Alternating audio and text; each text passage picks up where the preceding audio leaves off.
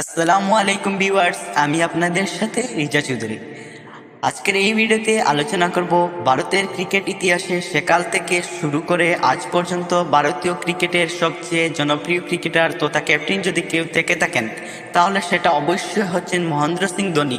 এর ক্রিকেট প্রতিভার কথা ভারত তথা গোটা বিশ্বের এমন কোনো মানুষ নেই যে জানেন না। রাঁচির এক অল্প পরিচিত অঞ্চলের একটি মধ্যবিত্ত ঘরের ছোট্ট ছেলে যে ভবিষ্যতে ভারতের মুখ উজ্জ্বল করবে সেটা অনেক হয়তো কল্পনাও করতে পারেননি। যিনি তার খেলায় দুর্দান্ত পারফরমেন্সের জন্য পরিচিত MS ধোনি বিশ্বের অন্যতম সেরা ক্রিকেট খেলোয়াড়, তার একটি সংক্ষিপ্ত জীবনী আলোচনা করব।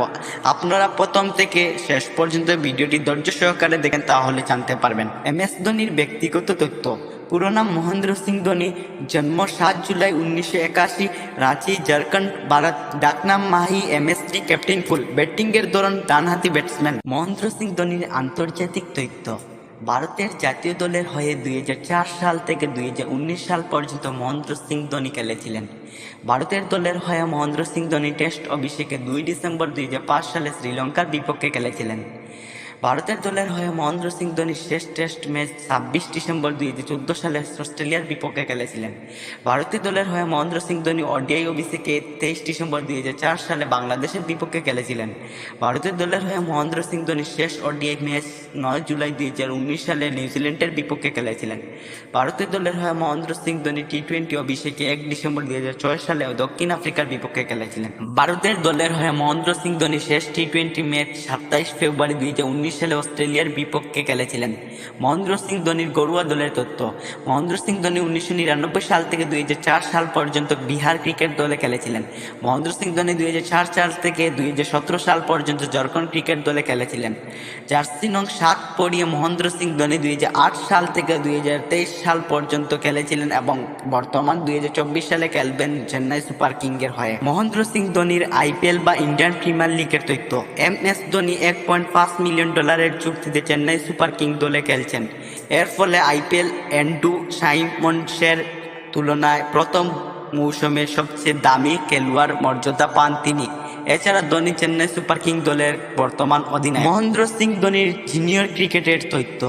মহেন্দ্র সিং ধোনি 1988 সাল থেকে 1999 সাল পর্যন্ত বিহার অনূর্ধ্ব-19 দলে যুক্ত হন এবং 9 ইনিংসের 5 খেলায় 176 রান করেন।